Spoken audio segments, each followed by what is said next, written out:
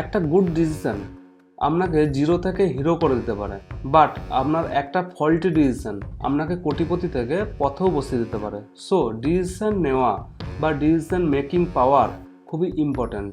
But how to make a right decision, তো চলুন সেটাই আমরা আজকে শিখব। 10টা পয়েন্ট আমরা শেয়ার করব, যেগুলোকে যদি আপনি মাথায় রেখে কোনো ডিসিশন নেন তাহলে আপনি একটা রাইট ডিসিশন নিতে পারবেন। তো প্রথমত আপনি নোট ডাউন করুন আপনার অল প্রবলেমস অ্যান্ড সাইডে নোট ডাউন করুন আপনার গোল কি। নাম্বার 2, তার নিচে নোট করুন পসিবল সলিউশন। যতগুলো সম্ভব ততগুলোই সলিউশন বানান যেগুলো আপনার গোল স্টেটমেন্টকে সাপোর্ট করবে। মানে আপনার যে লাইফের গোল বা আপনার যে ডিসিশন নিতে চাইছেন তার অ্যাকচুয়াল যে গোল, সেই গোলকে সাপোর্ট করবে যেই সলিউশনগুলো, সেইগুলোকে রাইট দেন আর বাকিগুলোকে ক্রস করুন। Number 3, information and information. Information is everything. যদি আপনার কাছে ইনফরমেশন থাকে তাহলে আপনি রাইট ডিসিশন নিতে পারবেন, আর যদি আপনার কাছে ইনফরমেশন না থাকে তাহলে আপনি ভুল ডিসিশনই নেবেন। সো যতটা সম্ভব ওই যে সলিউশন সেই রিলেটেড ইনফরমেশন গ্যাদার করুন। আপনি যত ইনফরমেশন গ্যাদার করতে পারবেন আপনার ডিসিশন মেকিং পাওয়ার ততটাই স্ট্রং হবে। নাম্বার 4, এই যে ইনফরমেশন গ্যাদার করবেন সেটা কোথা থেকে করবেন? প্রথমত আপনি ইন্টারনেট থেকে করতে পারেন। নাম্বার 2, ইউটিউবে ভিডিও দেখতে পারেন।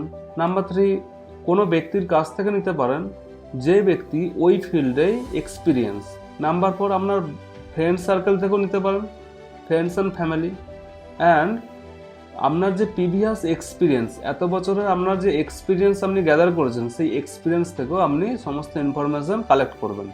নাম্বার 5, ক্যালকুলেট করুন আপনার রিস্ক ম্যানেজমেন্টকে ক্যালকুলেট করুন এবং ছোট্ট থেকে রিস্ক নেন, খুব বড় রিস্ক নেবেন না। Number 6, control emotions. কোনো মোটিভেশন স্টোরি থেকেও আপনি মোটিভেট হয়ে কোনো ডিসিশন নেবেন না। তো মোটিভেশন স্টোরি থেকে আপনি ওভার মোটিভেট হয়ে গেলেও আপনি ভুল ডিসিশন নিতে পারেন। নাম্বার 7, নিজের উপরে বিশ্বাস রাখুন এবং আপনি কাউকে অথরাইজ দেবেন না ডিসিশন নেওয়ার জন্য। মানে আপনি সমস্ত রকম ইনফরমেশন কালেক্ট করুন, দিয়ে আপনি নিজেই ডিসিশন নেন। আপনি কাউকে বলবেন না যে আপনি যেটা বলবেন সেটাই আমি নেব।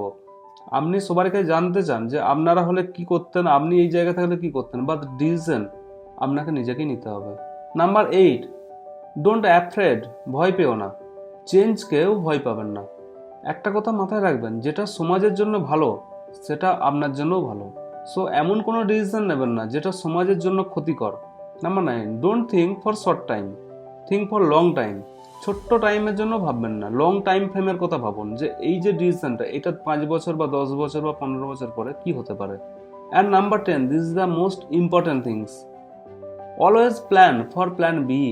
মানে আপনি অলওয়েজ ব্যাকআপ প্ল্যানকে প্ল্যান করে রাখুন, এতে করে আপনি ফেল হওয়ার সম্ভাবনা অনেকটাই কমে যাবে। আশা করি ভিডিও ইনফরমেটিভ ছিল। Thank you.